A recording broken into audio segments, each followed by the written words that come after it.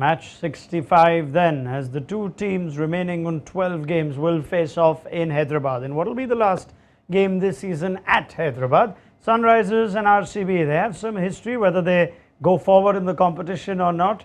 They don't like the other one going forward very often. We'll come to that rivalry in a little while. We'll build up to that game where the two South African captains were at the toss, where Faf du Plessis won it, and they will bowl first. So on Visit Saudi presents ESPN Cricket for T20 Timeout. We build up with Tom Moody, and this is their last little, you could say, encounter as they continue their travelling phase. RCB, Tom, Lucknow they won, Delhi they lost, Mumbai they lost, Jaipur they won, and they need the 2 points today. Otherwise, all of a sudden, all the steam goes out of RCB ahead of that big last game against Gujarat. Are they starting as favourites? Well, it's interesting. You mentioned the 4 games they've had on the road. This is their 5th. So yes, when you go on a road trip like that, from a player perspective, coach's perspective, you sit down and say, right, we've got 5 away games.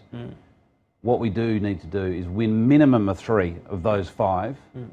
4 will be ideal, given our record at home is not great. Yep. That would have been the mindset going into that. So their thinking going into tonight, it's an absolute must win, not only just from a table perspective, but just them breaking down their short-term goal. And that's what seasons can be broken up like that. And it would have been, I'd be very surprised if they didn't look at those 5 games and say, right, we want a return of at least 3, 4 ideally. Yeah, and the points table will tell you why they need to win every game. Tom Moody is absolutely right.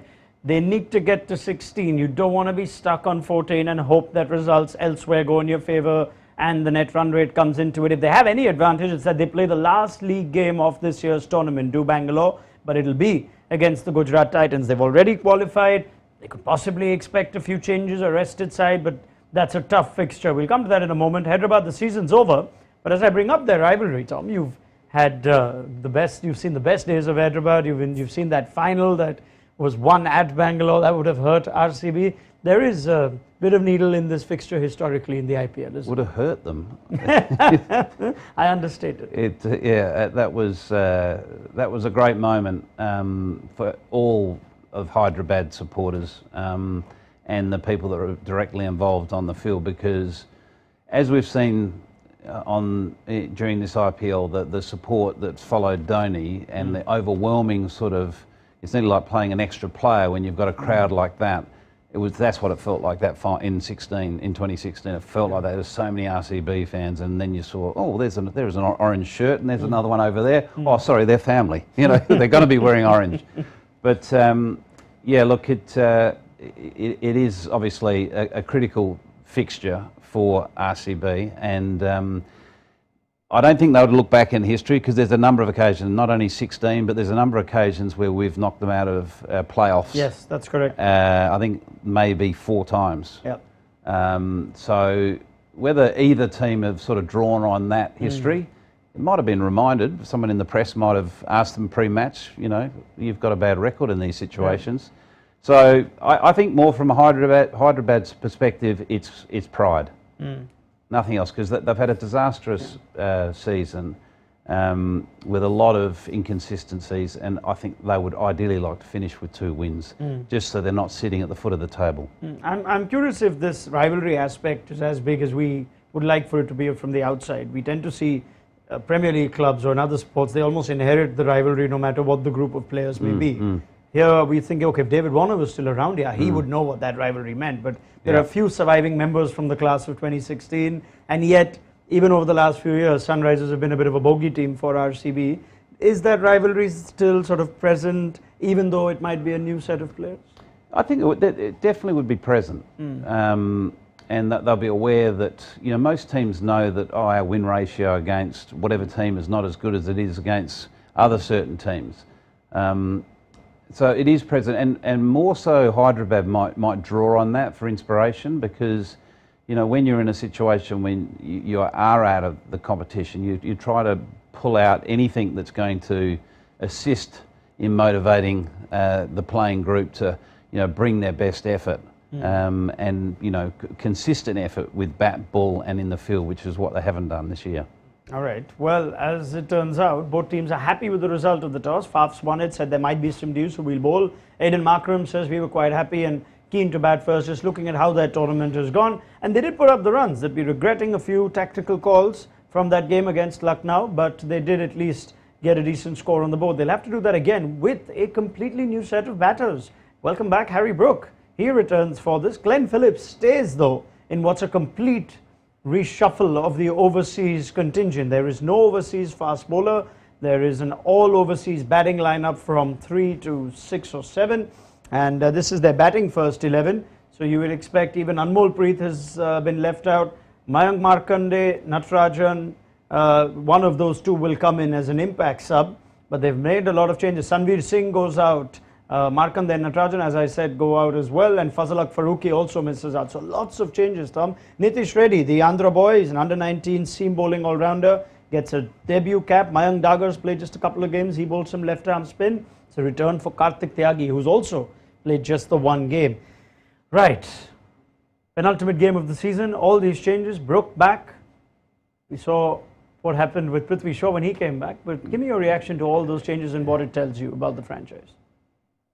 Confusion comes to mind. Yeah, like it's nice to see someone get an opportunity when the season's, you know, virtually gone. I don't see any problem with that. But again, you look in any season, you look at any team, and you look at the consistency of the structure of their side and the strategy that backs up that structure.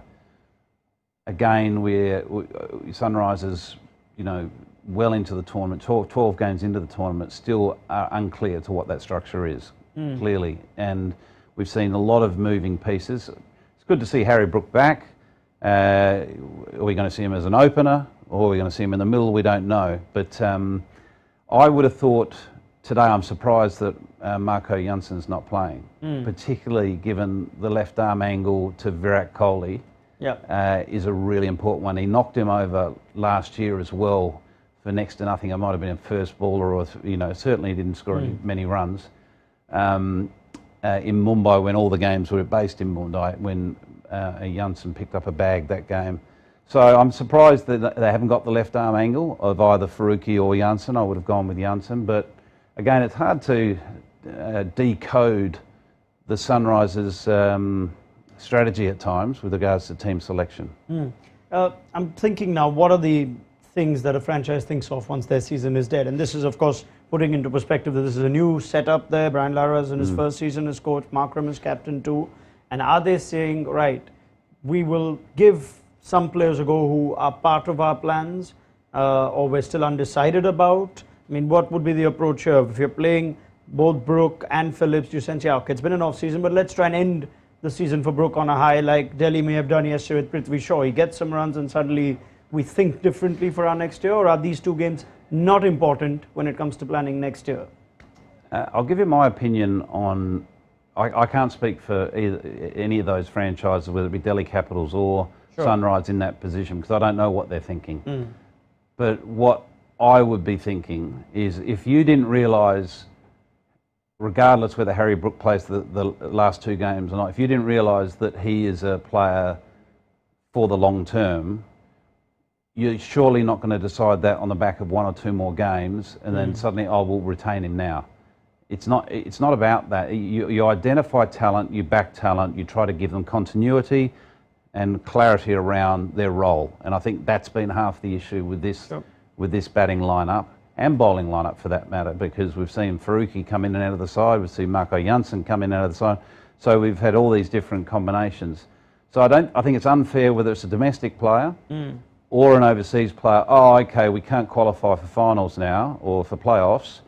Let's give a couple of players a go to see what they're like. Well, you should know what they're like already. You shouldn't be swayed by one game that he might get a good ball and nick off, or just for some reason, you know, cops a brilliant innings from Virat Kohli or Faf du Plessis, and suddenly they can't play on the back of one game. So to me, the thinking should be, we know who we need for next year. We also know maybe a couple of gaps that we're missing that we need to look at considering recruiting. And one of those things would be, in my view, is a quality left-hander that can bat in the middle order.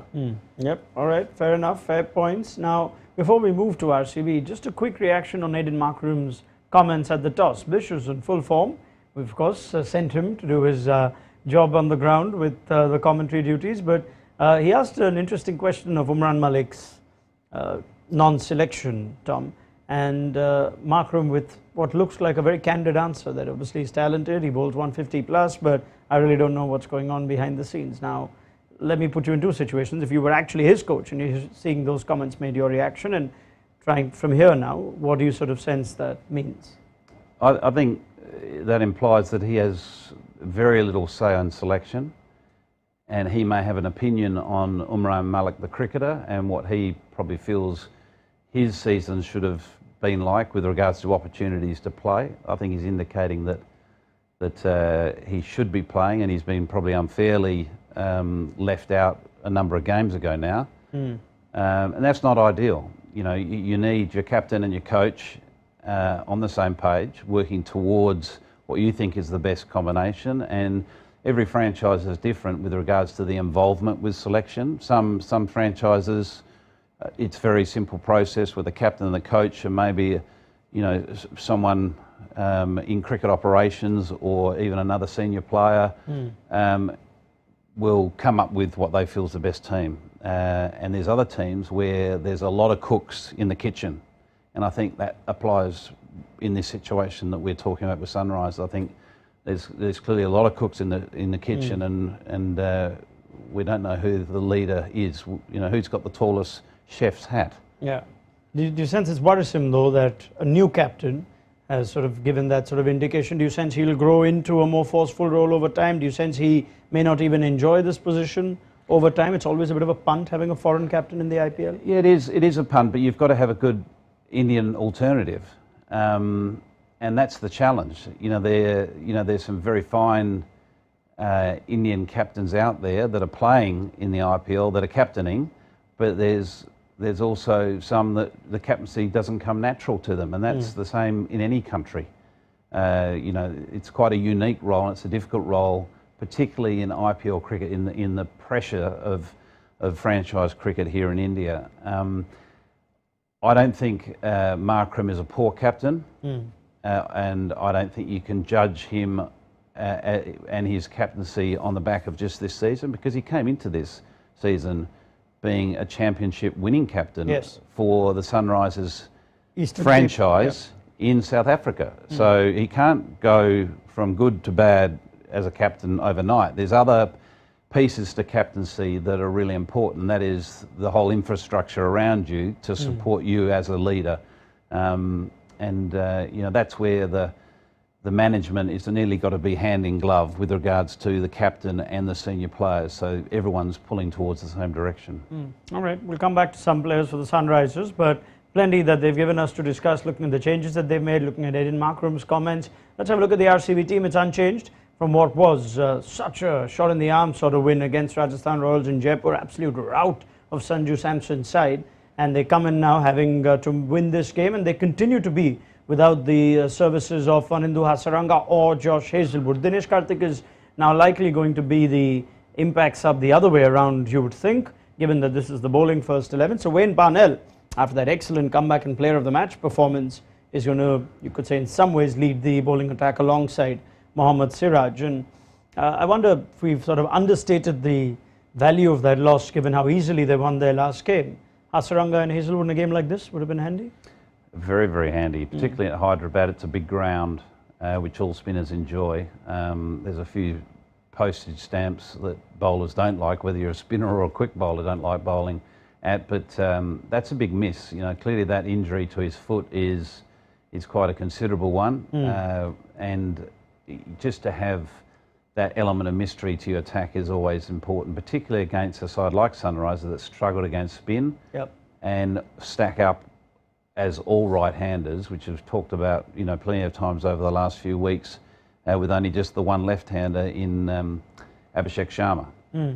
Good replacements, you'd sense. Karan Sharma has been very good. If you look at the best strike rates for spinners this season, he's right up there. So Sharma's got a role to do, and he's been at many franchises, so it's not a surprise to say he's going to be back playing against one of his former sides. But Karan Sharma, with the strike rate of just over 11, is had a quietly good season. He's only played half the games as some of the others have, but it's been a nice comeback of sorts for Karan too, who did miss out once Hasaranga was fit and available, Tom?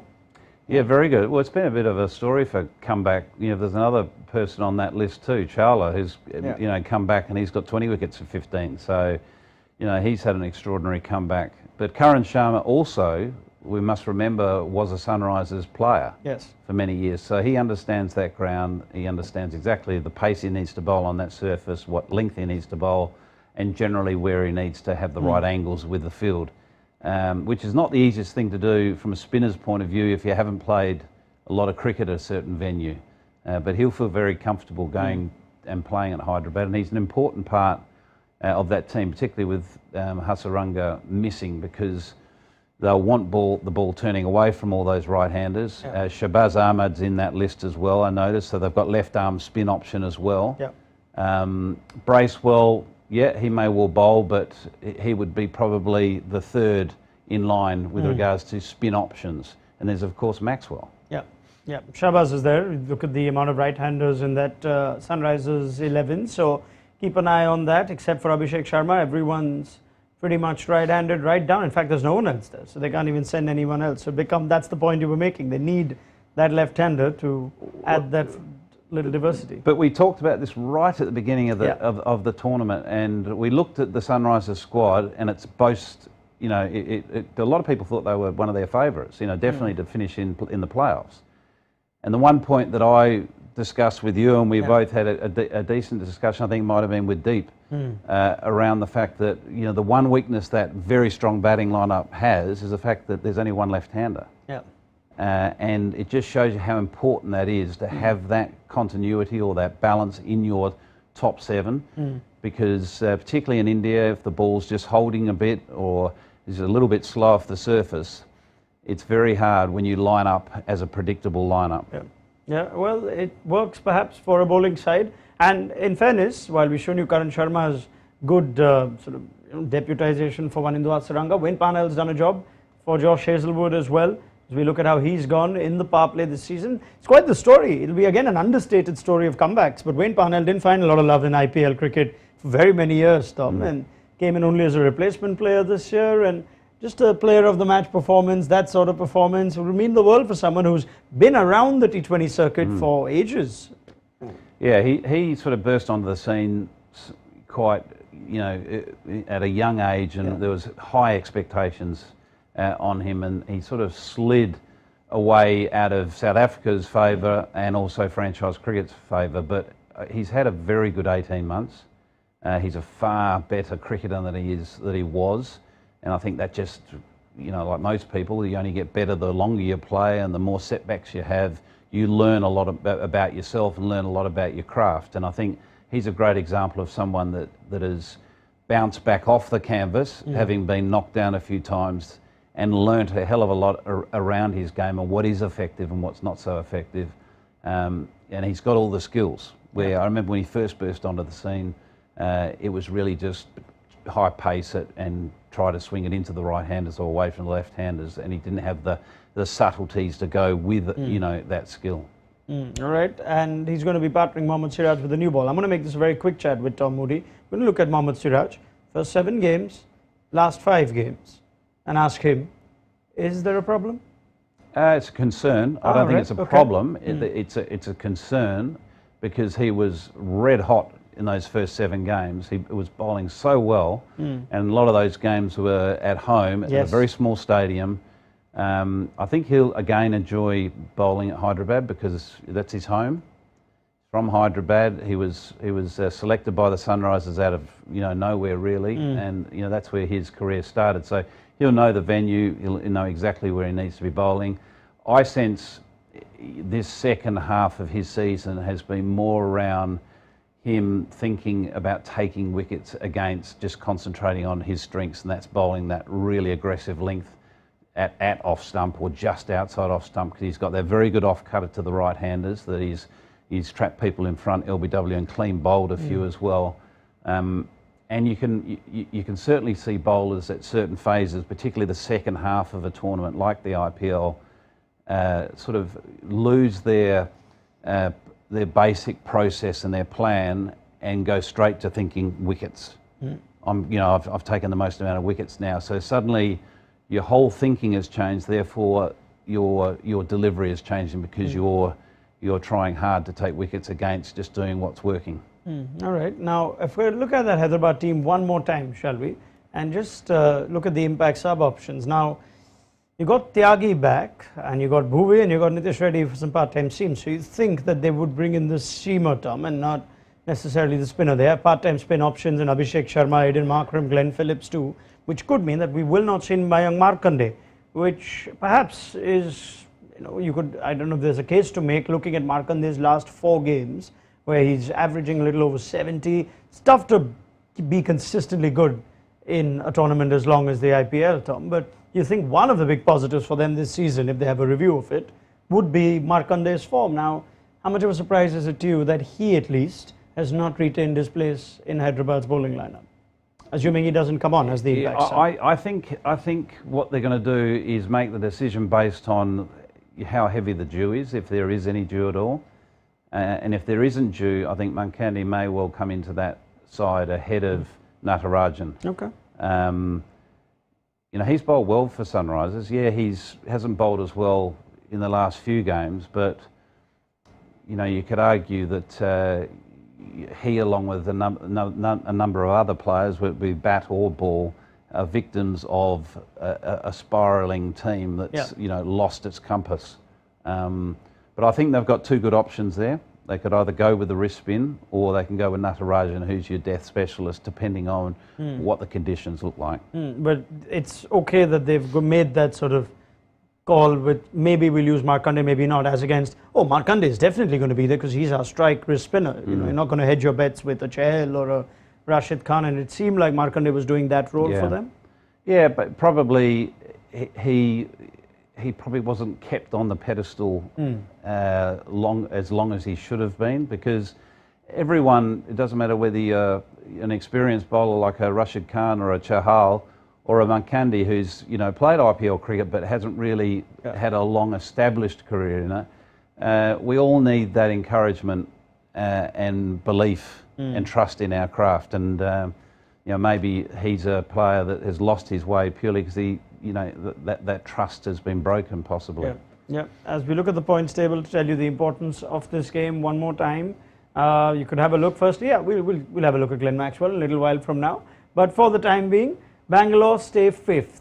Hyderabad, after Delhi's win last night at Punjab, are in that, right at the bottom of the table. Basement. Yes, in the basement they are. And the ownership, the setup, owners tend to be very proud about where they finish. It's one thing to not finish in the playoffs, but it certainly is almost one of the big, you could say, downers or almost the no-nos. We spoke about Mumbai last year as well as to, my God, a lot of teams can finish last, Mumbai can't. Hyderabad's a proud franchise as well, Tom.